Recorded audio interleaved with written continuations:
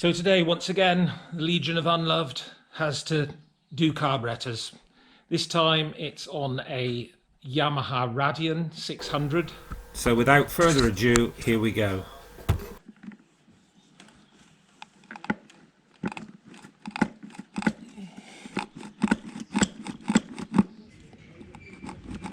Give me a bit more room, won't it?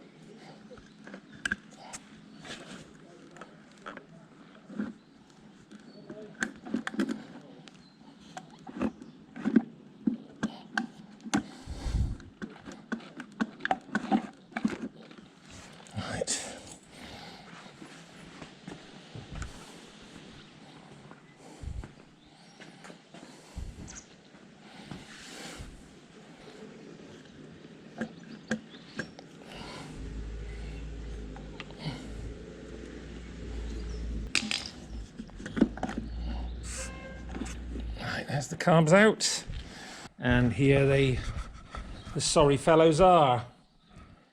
So I will do my best.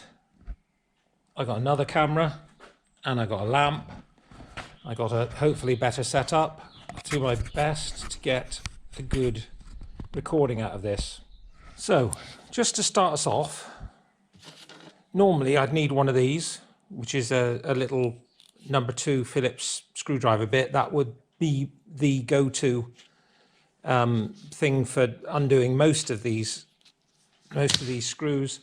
And what I would do, which I've shown on other videos, is always put the screwdriver bit in and give it a swift tap like that. You've still got the diaphragm caps on. As you can see, I've cheated and undone some of the screws already, but this one's got Allen screws in, so it's easy to take apart anyway, so not going to need this one in this instance. But the tools I've got ready to use is a number 3 and a number 4 Allen key. Got my little ratchet there. Got a variety of punches. This punch will probably be quite useful. This will probably be the one that I use to remove the floats. Got a variety of flat blade screwdrivers here, different sizes. This is the one I usually use for the air corrector jet. It's usually a good fit for that. I've got an 8mm spanner, which is usually for the main jet. That was lying there anyway, an extension, but I won't need that this time, I don't think, because I've also got a box of O-rings. I've got various different carburetor parts in here, jets and whatnot. You don't necessarily need that. You might just buy some off-the-shelf kits. If you do, I recommend all balls kits from the States because they fit. All these Chinese ones that you can buy for 2 bells and a whistle don't generally fit. I've got brake cleaner in here. You can use carb cleaner, but brake cleaner does the job nicely. Well, let's just turn off the display there. All right, let's not. Let's leave it on. Waste batteries. Okay, so without further ado, let's get this apart.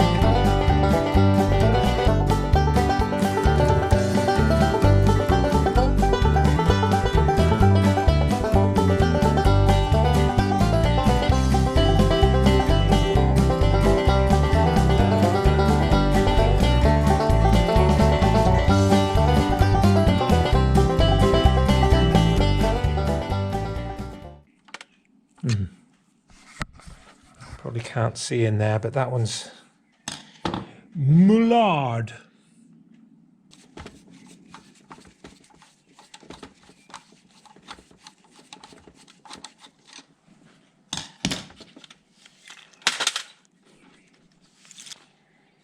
That one does not look very healthy. Yes, I think you could definitely say that one's bollocksed.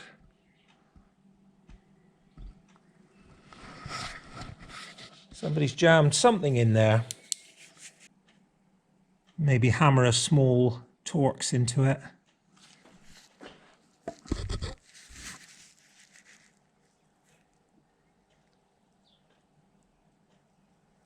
Yeah, definitely 30s, all 30s. That's brilliant. So, I can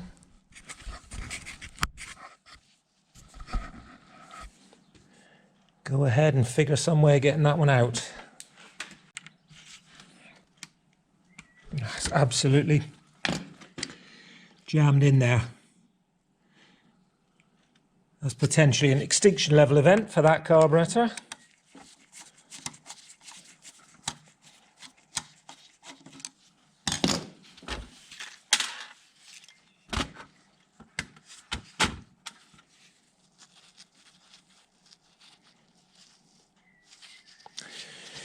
Right, let's see if I've got another one first, and then I'll have to go about seeing if I can extract that one. Yeah, there's nothing left there to maybe hammer a small Torx into it.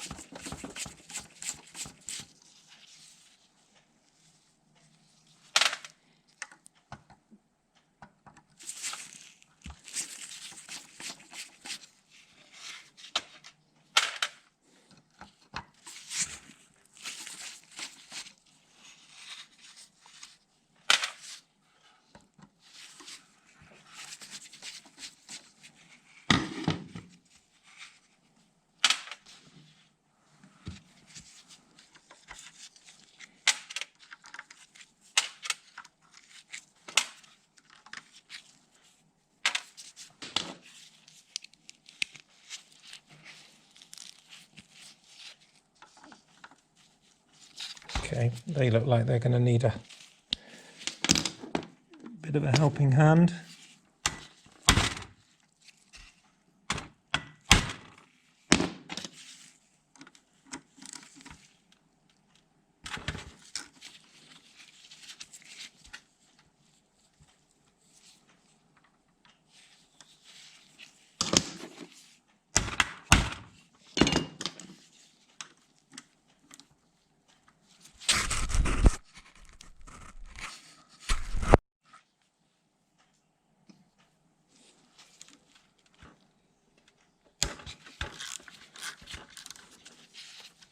What the hitting them with the hammer does, it's sort of like using a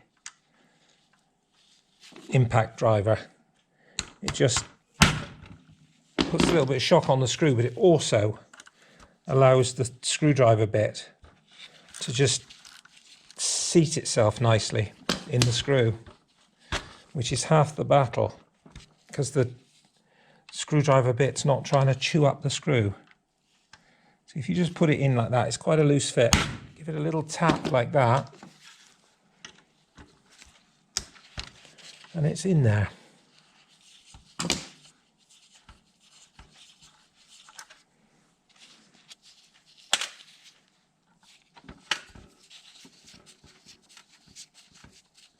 I'm not going to change these, but sometimes there are filters underneath them, and it's wise to give them a clean out.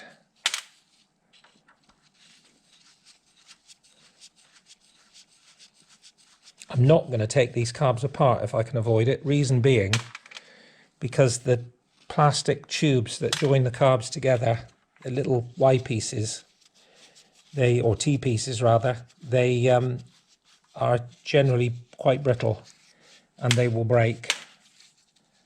And then you're stuffed because you've got to get new ones.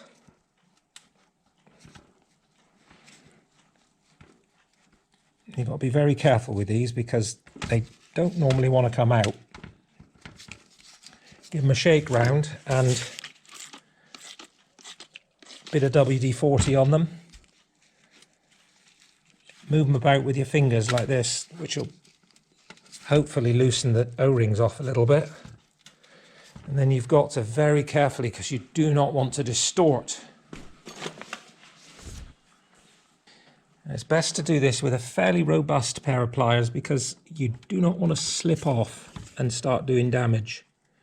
That's what you're aiming to do. Yeah, they did need it. They needed to come. Oh, geez, look in that hole.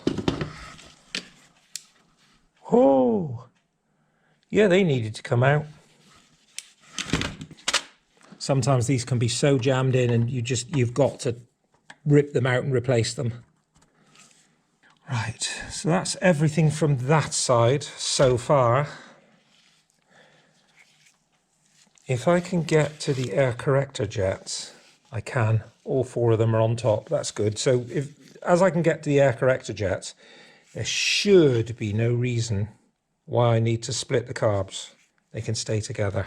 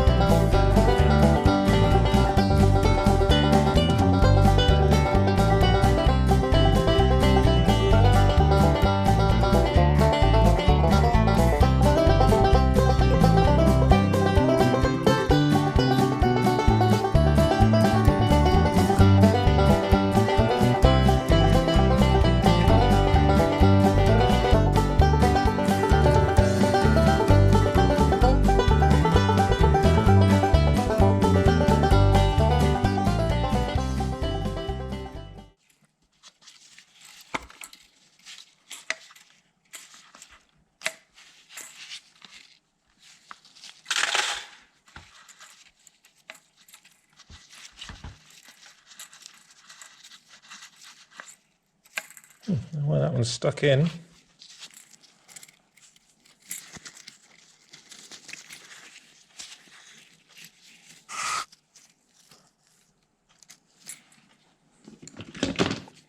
Don't want to pull on it because you'll stretch it.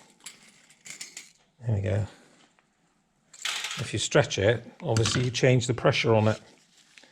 Okay, they look pretty good, so I'm just going to put them to one side and then have a chance to check the diaphragms through. But so far they look pretty good. Yeah, that side of the carbs doesn't look too bad. The float bowls are the worst.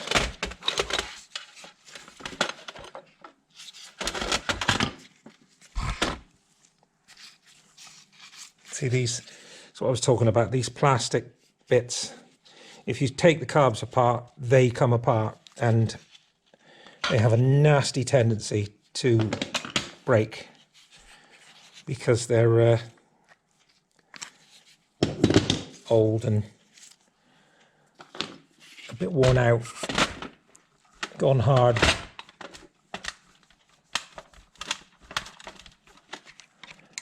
Even taking the pipes off, I think, is a bit precarious.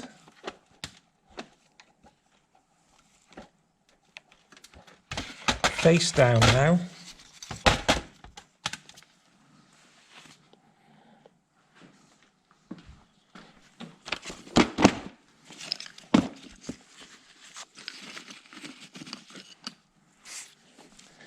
Using a sawn off pencil.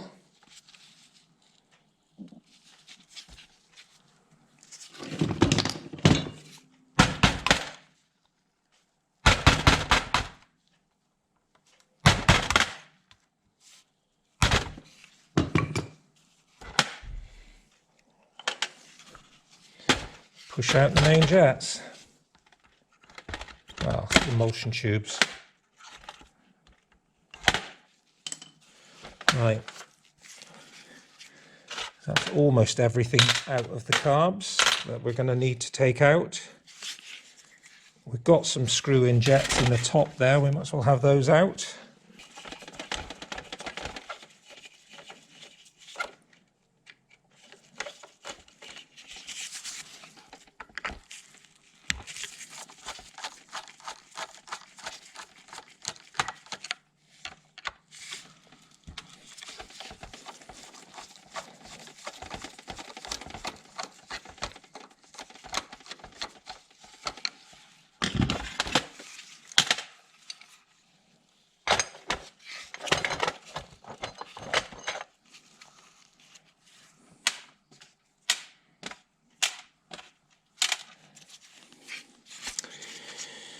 So on to the air corrector jets now, which are not looking very good.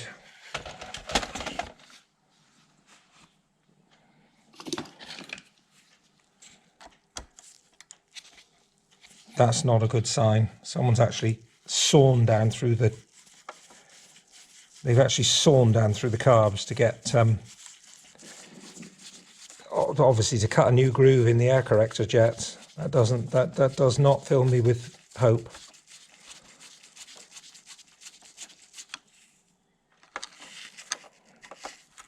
The problem with these kind of bikes is they've been owned by people that have been trying to run them on a shoestring, and generally without a huge amount of knowledge.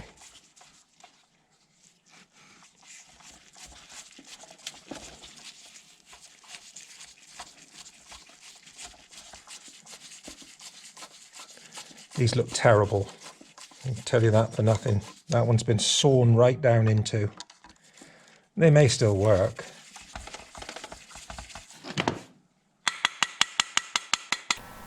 I've cut the next section short because basically I tried several ways to get these screws out and was unsuccessful.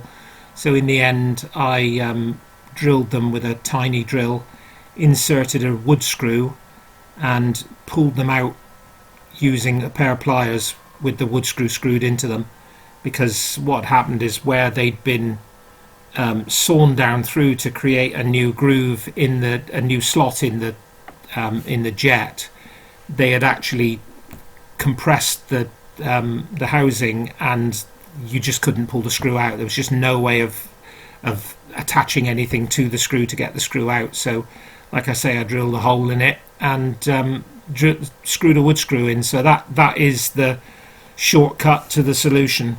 That's what you have to do if they're in that sort of state. So I've rushed ahead again a little bit here.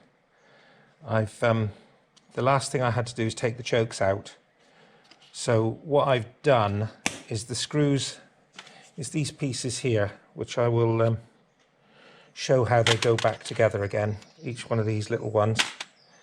And I've left one in there just to show how they come out. I've had to remove the screws with the mole grips this time because I couldn't tap the screwdriver bit in because it would have bent the bar, which I didn't want to do. So I've left the last one in there just to show how you take them out. You have to loosen them off quite a bit because there's little dot punch marks, little drillings in the bar that the screws fit into. So you've got to take them almost all the way out to release them. And then it's just a case of pushing the bar, tapping it first of all with a little punch, and then push the bar out. You have to keep on pushing these back all the way along, but pull the bar right the way out. Turn these around, take them off, and then you can loosen the chokes out, loosen the chokes off. So it's the top, this little rubber stays on, the top, then the plunge, then the spring, then the plunger. So that's basically a unit there.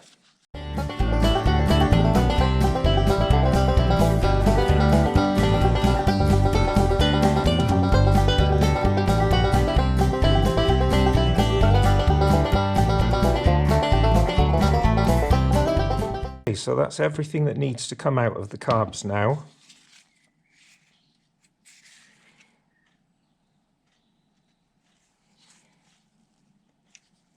Like I say, you can take them apart, but when you take them apart, you need to get all of these. They look like they would be fine. That one maybe not. They look like they would be fine, but sometimes these will break. So I'll leave the carbs together because I've no need to take them apart, basically. So right,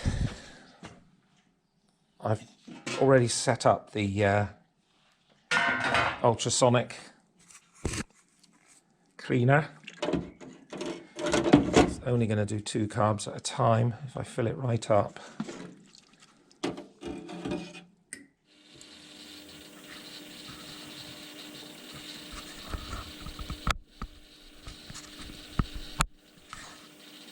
So there's the carbs in the cleaner. I need to fill it up a little bit more. That's the carbs in the ultrasonic cleaner and the ultrasonic. I've been given a spare set of carbs to work with this bike, but predictably they look worse. Oh, I smell that acid. Yeah, these ones look worse. So, oh, they're loose though. Might come out. I need 2 of these needle jets if possible, these air corrector jets, because I've got 2 new ones, but I don't have 2 old ones. So if I can take this out, that will be a bonus. There we go. That's how they're supposed to come out.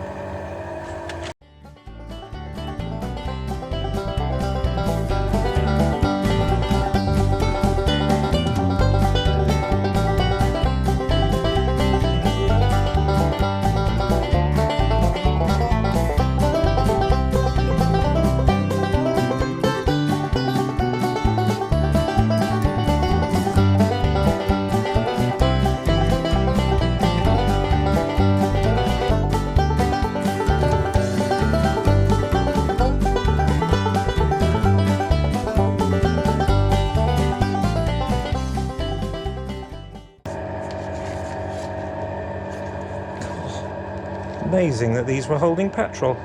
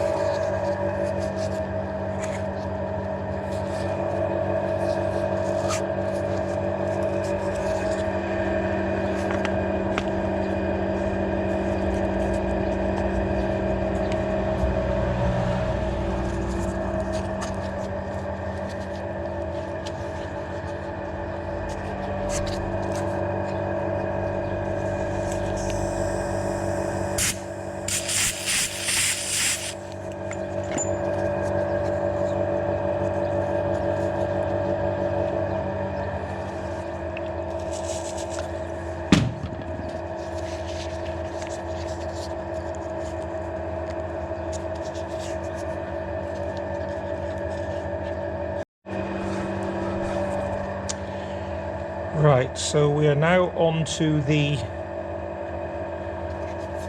needle jets.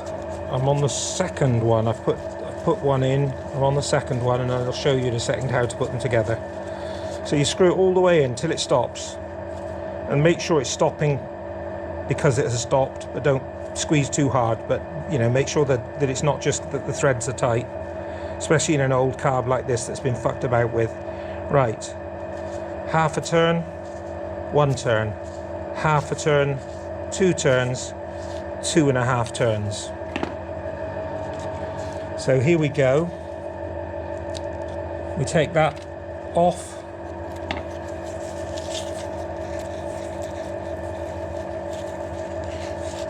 Give it a clean just to get any carbon or any crap that's on there off.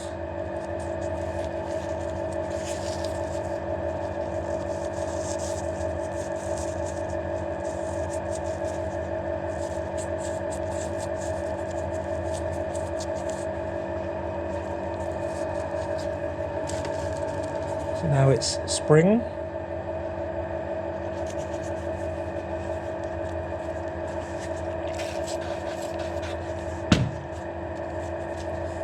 Spring, then washer, then O-ring. I'm putting new O-rings on from a kit that I had.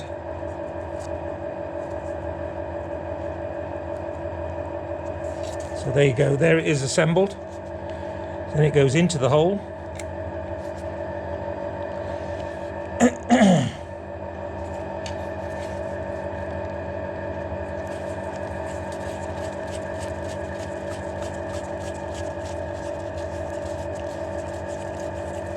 See, this one's going a bit tight, but I know it's not at the bottom yet because I can see it isn't. Okay. Half a turn, one turn, 1.5 turns, two turns, 2.5 turns.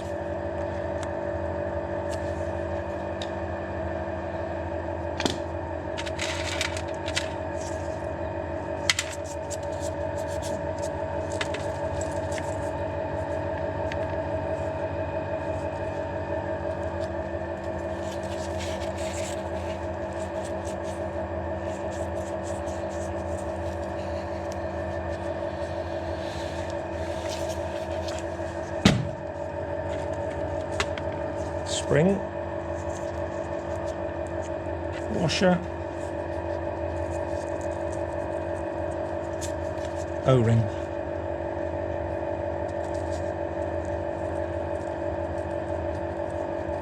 You'll know if you've got it right because the O-ring holds everything on.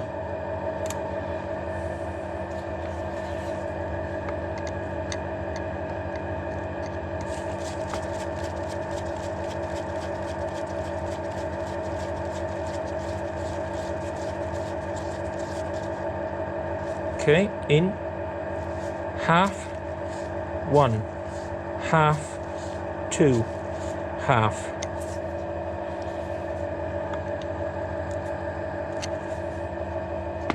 Not liking that one there. I doubt I'd be able to get him out now. He'd probably have the same trouble as I had before.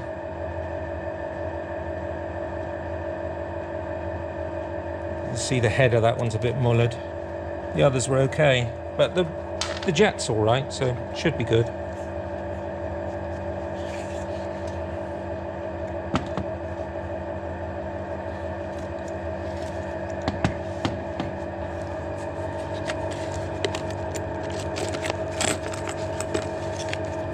So now main jets.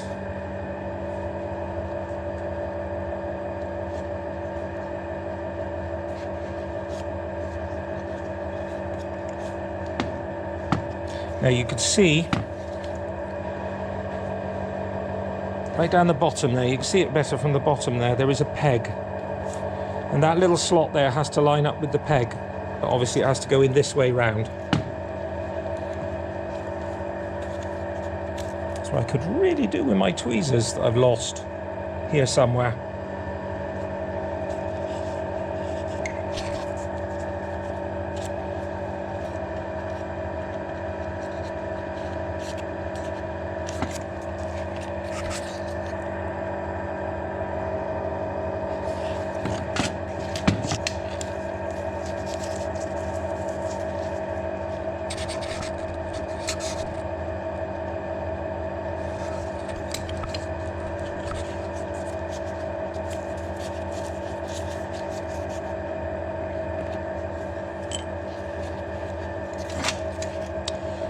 So that one's in.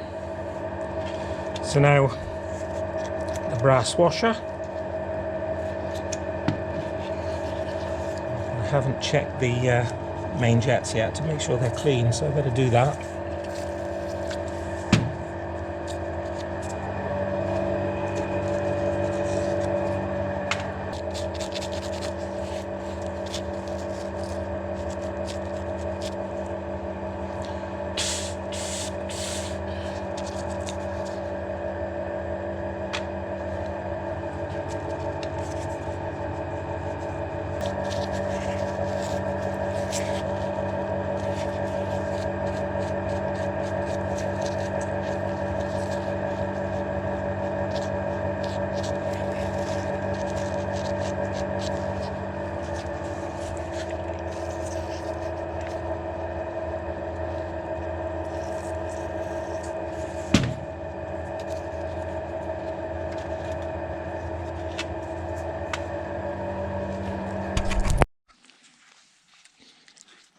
So I've got another set of carbs for this bike, an old crappy old set, but I notice that two of the slider caps are rusty as hell on this set, and two of them are good. And on the other one, two of them are rusty as hell and two of them are good.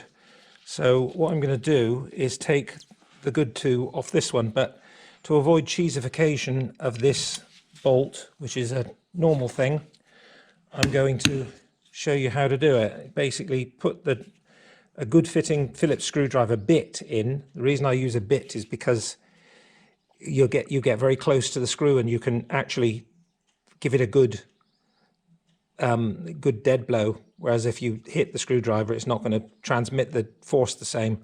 So you just give it a good tap like that and then it will undo. If you didn't do that, it would cheesificate.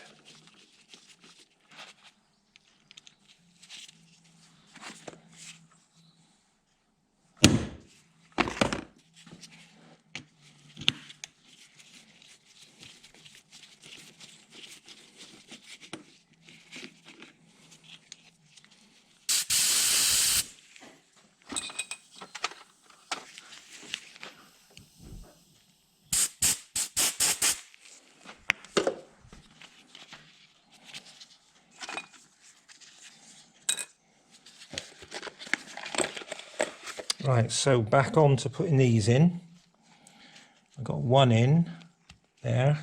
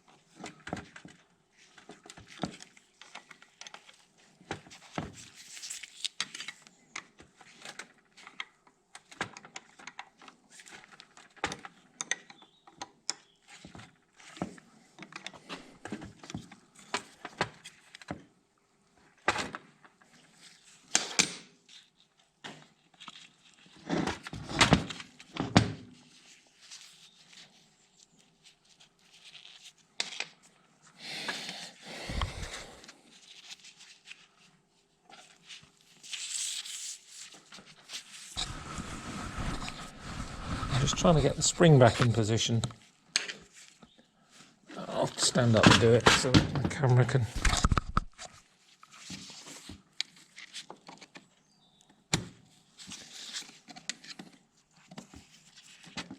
There, it's just, the spring is just tight on the bar.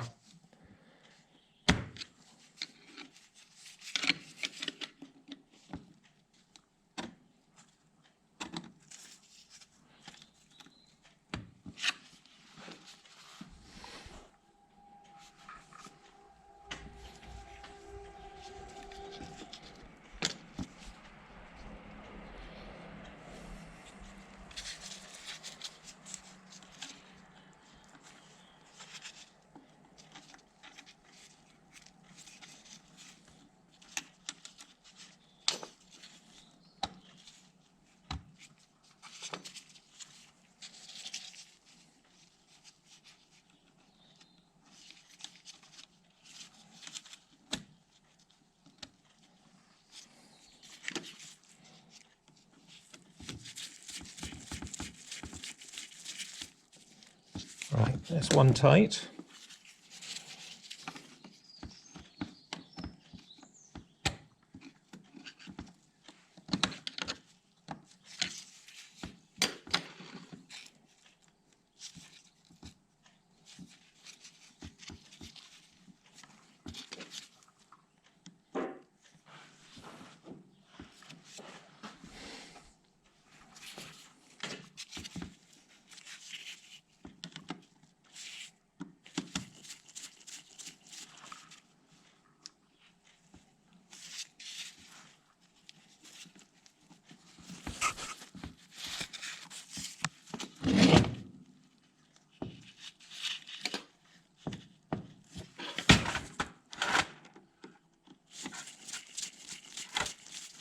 So you've got to line each one of those up with the little dent in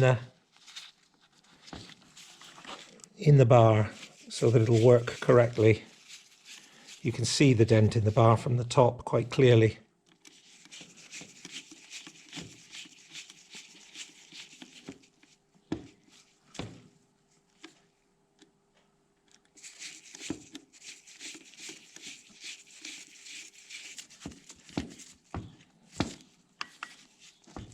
Make sure you get the spring between the bracket and the top so that you're still pushing the top down evenly.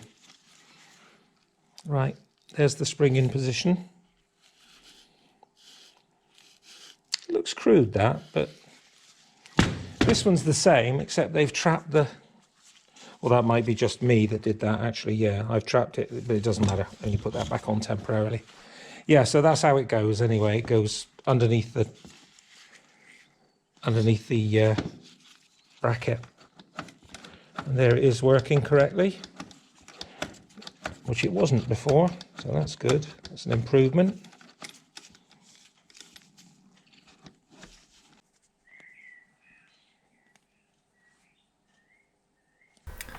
See how this piece of steel wire goes straight through this new 50 pilot jet. That's how a pilot jet should be. It shouldn't be blocked inside. So many people have said to me, oh, I can't, there's no hole through my pilot jets at all. Are they meant to be like that? No, of course they're not. Pilot jets are meant to have a hole through them. But so often this modern blend of fuel, the fuel evaporates, leaving alcohol, which is hygroscopic. The alcohol then attracts water, and then when the alcohol evaporates, it leaves the water. So when the water evaporates, it leaves limescale. This being a 50 jet, I will need thinner wire to be able to clean out the 30 jets, otherwise I'll destroy them. That's what it's meant to be. I've got to go through all my pilot jets that I've got and see if I can find any that are actually clear. And if not, I've got to clear them. A little bit of throttle cable. It should be nice and thin. Once upon a time, an old school mechanic would would absolutely chastise you for doing this, but they didn't have to deal with the fuel that we have to deal with. In the old days, you would never put a piece of steel wire down through a brass jet, but times have changed. We've now got fuel that is just so aggressive that it just completely, I've said it before, but what ends up happening is the alcohol in the fuel, the petrol part of it, the mineral blend, evaporates, leaving the alcohol, the ethanol, and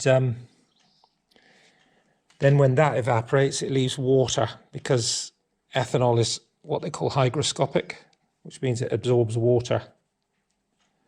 There we go, he's coming through now, look.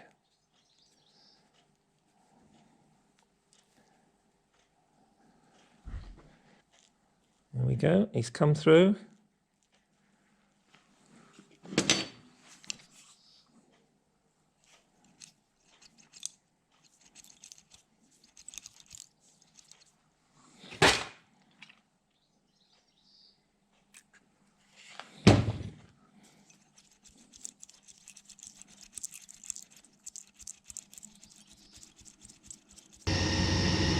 Right, number 2 is in.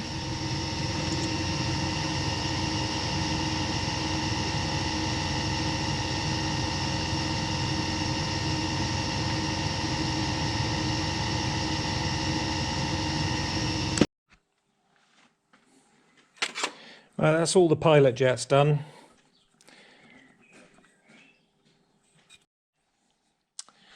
So here we go. I actually get to show how I undo these screws, because these ones are, you can see how cheesy those heads are. So what we do is we put the bit in. This is in preference to using a normal screwdriver. A normal screwdriver, you just lose too much of the dead blow through the screwdriver itself. So good dead blow. It doesn't have to, you're not trying to thump the aluminium through the bench or break the aluminium. You're just trying to get a little bit of force, a little bit of the hammer blow into the screw so that it digs in nicely. There you go.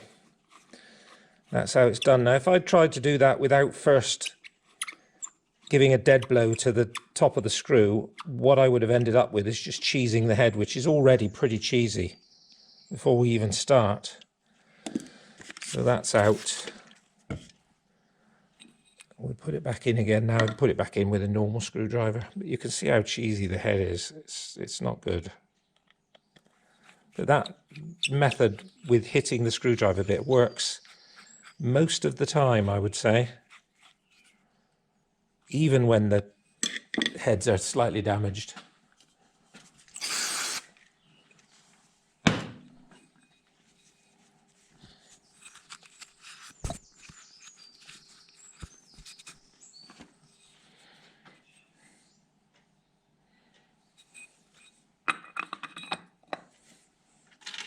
This is a pain. You don't get a and I will give it at some point when I'm in the process of uploading this. I will give you a datum where you can start from, because I can't find it. I've looked all over the place. Because these carburetors are, you set the float height using a clear tube or an actual, you do get an actual tool that you can get, but I'm just going to use a clear tube. But because these floats, because the float height is not set to a particular datum, you just can't get that information anywhere. And I've seen quite a few really good YouTubers that have uploaded how to do the carbs, but they've all neglected to upload the course datum, you know, because you want to start somewhere. You don't want to have to start, as I'm having to do, by putting all of the carbs, all of the floats back on, because I could see that all of the float heights were different, but I've got to start by putting the floats, all of the float bowls back on, so that I can find the one closest to the correct reading. Then I've got to take them all back off again. Whereas if I had a rough datum, the chances are I would be able to set the float heights as you do on every other motorcycle, or most of the other motorcycles except Yamaha's, and then set the float height to the set millimeters from the flange. And then once I've done that, then I would be able to put all the float bowls on and check them. But as it is, because I've got no datum, I've got nowhere to start, I've got to literally find the one that's closest and then keep adjusting it until it actually is at the correct float height. Then I can measure it and go off that. I mean, I understand why they do it, because the system with these springs and needles isn't precise. But it would just be nice to have something, you know, a close setting that you could start off with. Again, this screw is absolutely cheesed, but hopefully we're going to make it go in there.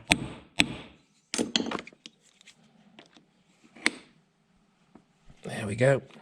You can use a impact driver to do this, but I find an impact driver, you have to hit it so hard because you've got that massive weight. It's more designed for bigger, tougher screws and not in aluminium castings, which, you know, the last thing you want to do is crack your casting by just being a bit too brutal.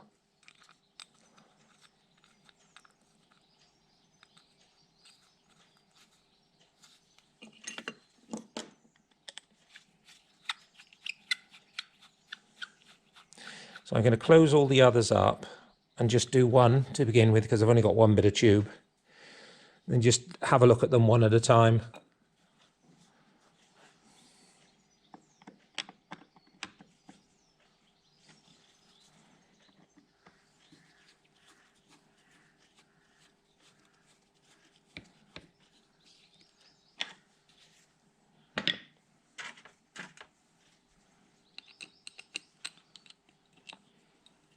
Someone's had the good sense to convert these to Allen bolts, at least.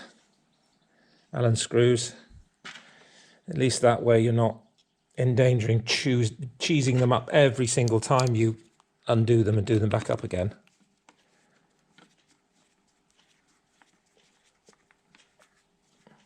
See, I've done these without actually having to take the carb bank apart. Now, sometimes you can get away with that, sometimes you can't. There's, what was it I was doing just a little while ago? Virago, I think it was I was doing. Oh no, it was a phaser. You had to take the carbs apart because the brackets that held them together covered up the float bowls. So you couldn't get the float bowls off unless you'd separated the carbs. But if you don't have to, don't bother. Nothing to be gained really by, unless you want to take the butterflies out, but then there's no real reason, unless they're sticking, there's no reason to take them out.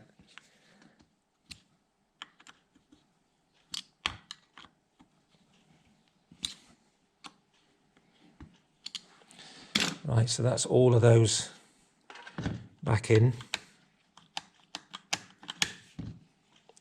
Now what you've got to do with these, and again this varies from carb to carb, but what you've got to do with these is set them up straight in the vise. I've seen people make all sorts of different jigs and things to do this, but all I'm going to do is put my aluminium jaws in.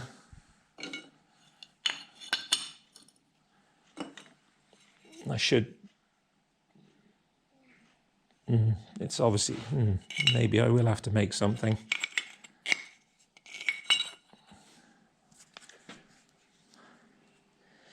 Yeah, perhaps I will have to make something. Otherwise I'm going to be blocking these and not be able to get to them. So there's the bracket done. I've just bent a C-spanner and drilled a hole in it and screwed it into the bottom of the carburetor. So that just holds the carburetors level, which is how you've got to do them, how you've got to do this bike.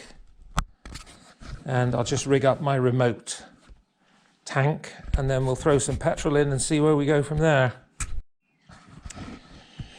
Okay, so that's the remote pipe work rigged up. There's the remote tank into the carbs. It's going in to the main petrol pipe there, main petrol pipe in. And let's see what happens.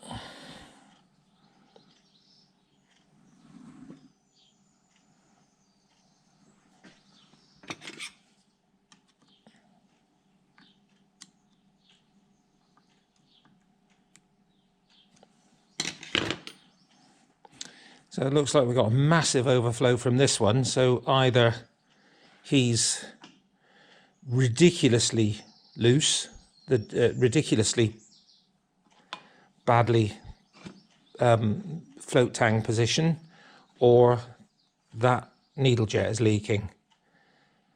So that needs to be addressed before anything else. Obviously, like I said, these absolutely shifting out fuel. You can see it's, I don't know whether it's which one of those two carbs it is that's doing it.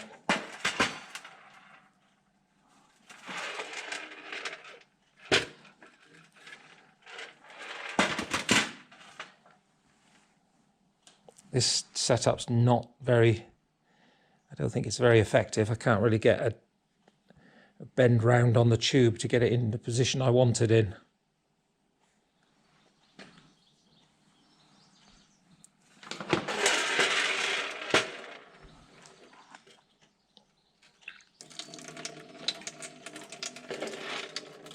It's hard to tell which one of those two is leaking. It's absolutely pissing out through the overflow. So we're going to have another look at those two before we go on any further. This is either going to be hopelessly incorrect adjusted floats or the needle valve.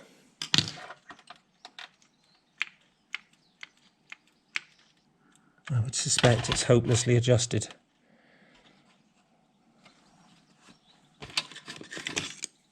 So I'm going to just start off a bit, once again, quite coarse. I'm just going to push the tang down a little bit.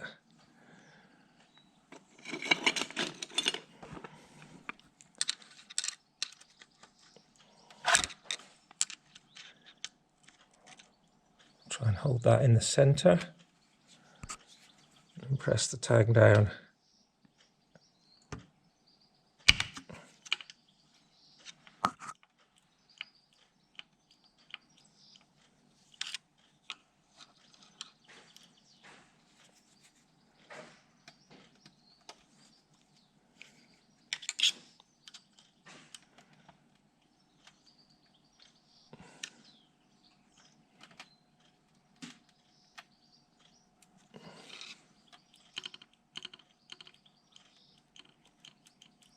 Yeah, that's better. I can feel it doing something now.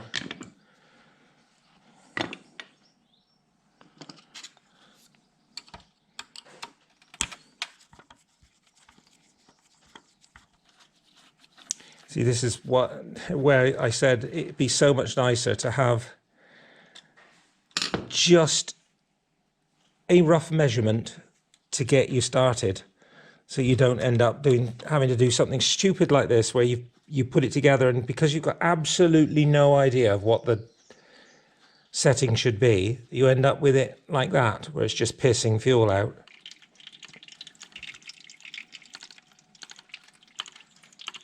Right, those two were okay. They were holding fuel. So I'll leave those two alone. And these two, I'll adjust the floats a little bit just so that they are actually closing before the floats are hitting the tops of the carburetors, which is what that one was doing. You can see now In fact, there's still not a great deal of...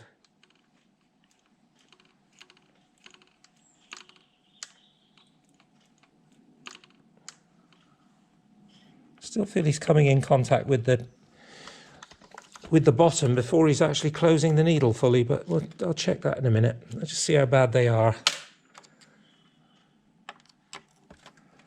Hate doing carbs like this. It just seems so counterproductive to start off without any idea of where the floats are going to ultimately be. You've literally got to find one correct before you can measure it and then set the others. It just seems such an ass-backwards way to do things, where they can't just give you a starting measurement. But I've looked on the internet, and of course, the wise internet gurus, it could be anything from 15 to 31 millimeters according to the internet.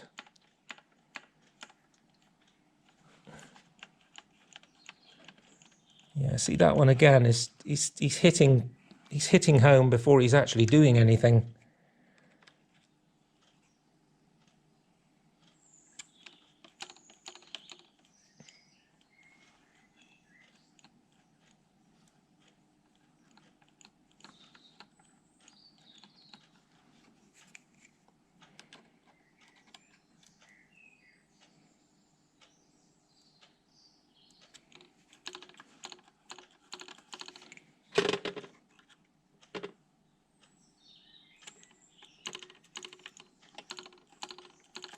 Feel a bit better now.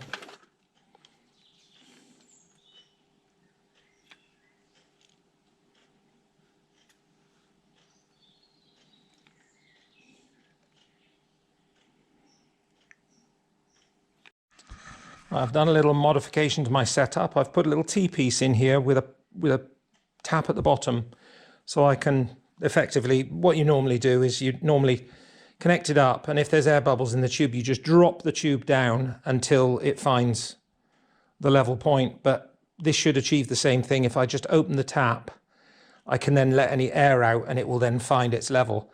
So the carbs are looking pretty much on the level. Fuel is on. So if I loosen off that, I'll try doing this without the O-ring. It might work. Did seem to be holding. Okay, that should be far enough.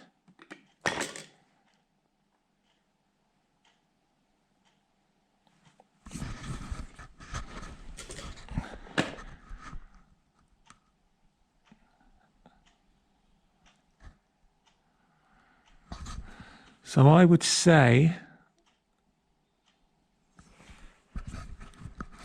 I'll open the O-ring, open the tap. I'll be able to do that with this camera pointing in the right direction, unfortunately. I'll just try opening that up, but there doesn't appear to be any air in there. It seems to have...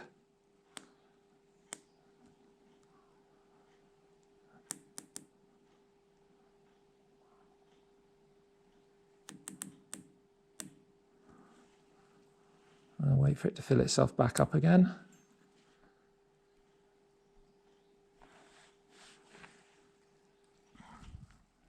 I would say that's absolutely spot on. It's absolutely level with the flange.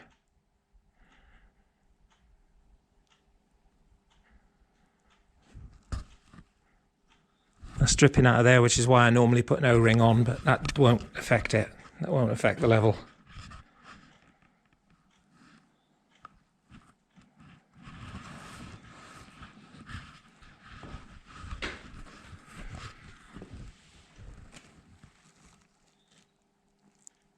He's perhaps a little tiny bit too low, because I did notice a bubble came out of there, but then it needs to expel air through there. These didn't though, so we know those are way off, but this one is near as damn it right, I would say. The level of fluid is exactly level with the bottom of the flange of the carburetor there, which is what it shows on the workshop manual. So I think I'll set them all up to that one. We'll see what that one is. We'll set them all up to that one, and then we'll go from there. There you go, he's sitting on the spring now.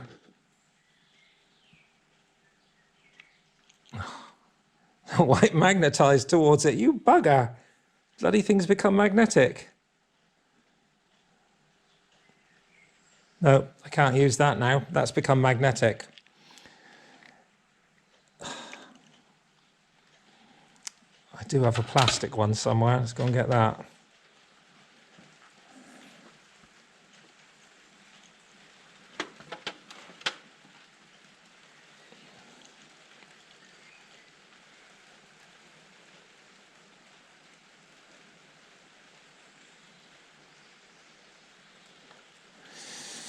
It is almost 21.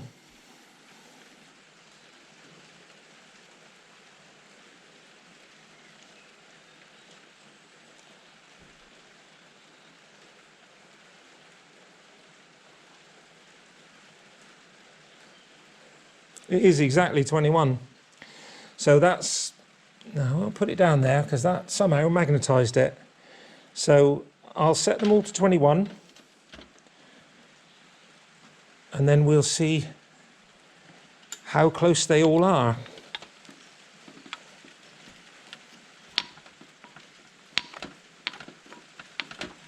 So those two I set to 21. I'll just go on and test them. I'll set this one to 21 as well.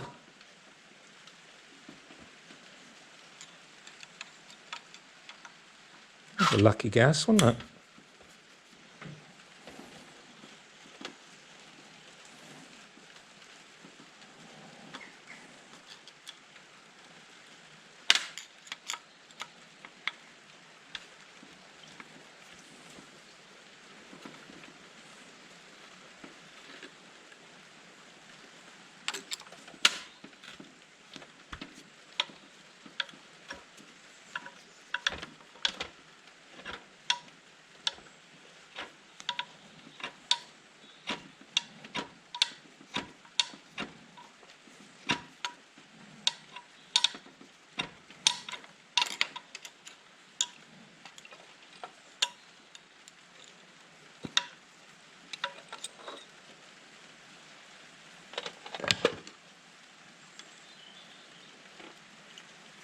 Don't forget to always take the gasket out, otherwise you will just get readings all over the place.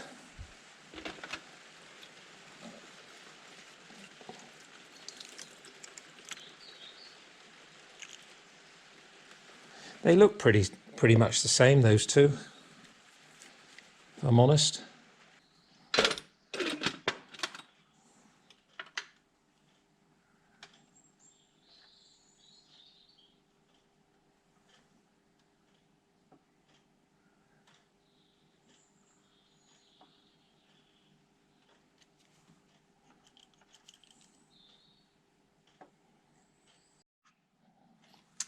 Right, so here we go, on to carb number 2.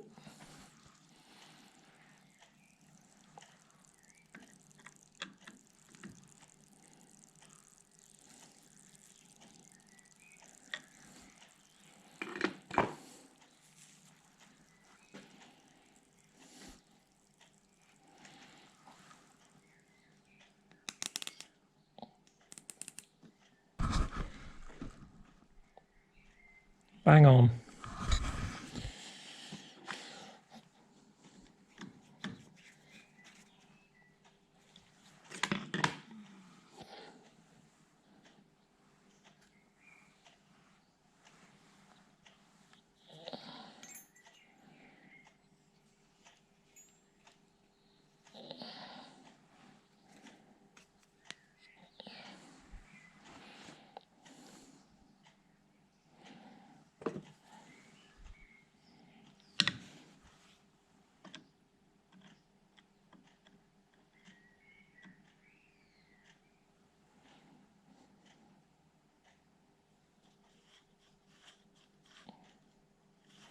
I've got these two float bowls the wrong way around. That float bowl should be there and that bowl should be there. So you are attacking two from each side rather than two in the middle like that, which is going to make life awkward.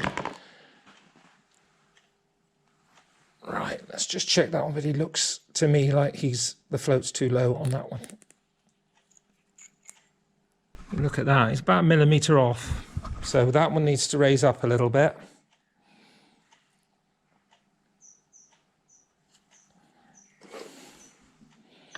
So the other one should be near enough the same. So I've gone from, I think they were 21.8 or something like that. So they were probably close to 22. And the others are 21 nearer to 20. So that's the subtle difference. This gadget works well. I'm going to definitely use that again. A lot more accurate than just trying to bend the pipe willy-nilly.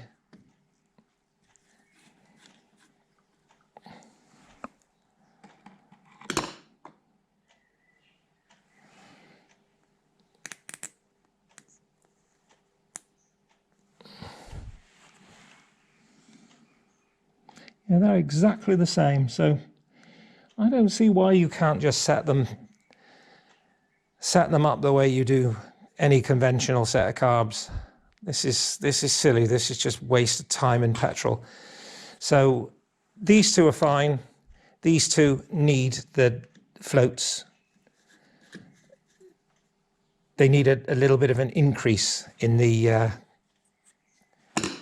quite how to describe it. They need to go, the float needs to come higher before it cuts out, if you understand. It's not filling the float bowls up quite as much as it should.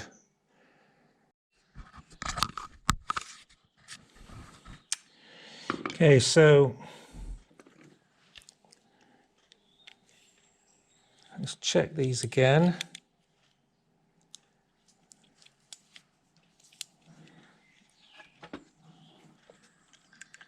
Open on the springs.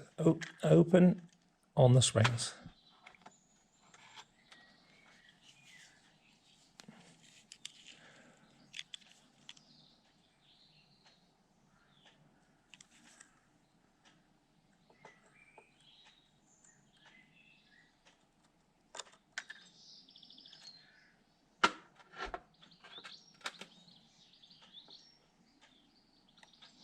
Well, they're pretty much bang on 21, but that just goes to show that there is a difference between pins. So we know that these are not filling up quite as much, so we need to open them up a little bit. So these are going to be more than 21, but that's okay. So in conclusion, between 21 and 22mm would be a good place to start, but it is better to double check with the tubes.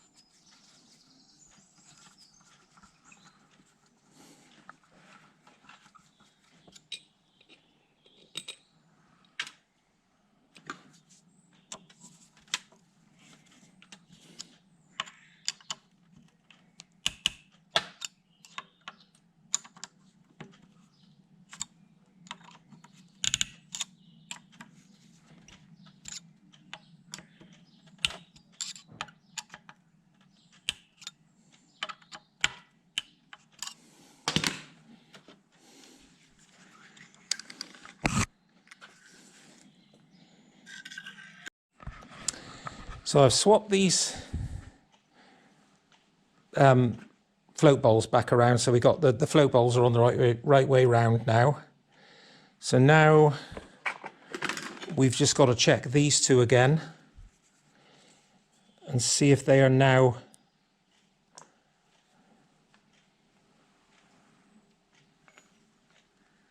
correct.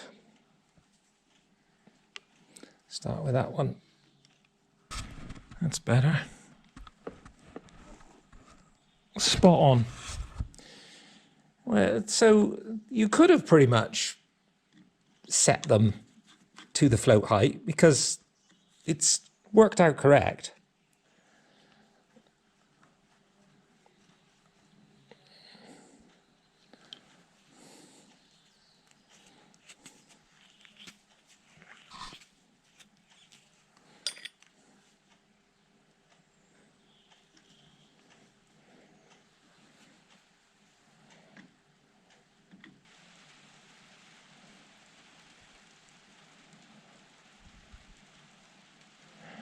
Actually, it's not bad. He's come up now. Yeah, he's in line with the flange. Yes, he is. He's bang on in line with the flange. Probably see it better on the camera. So yeah, they're good. And they're all set to about 21.35.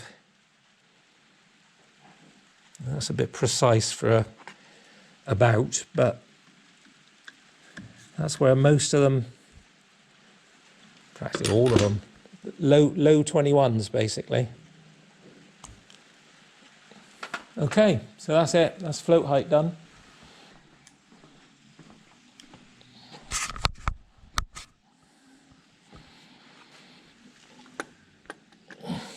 They came out that side.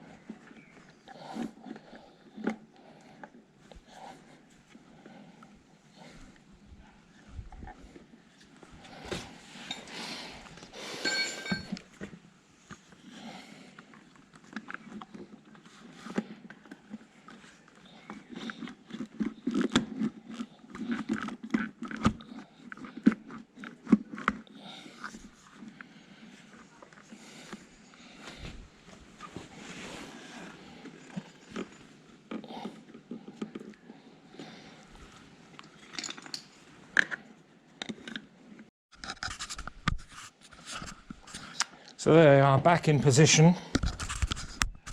Just got to get all the clips back on now.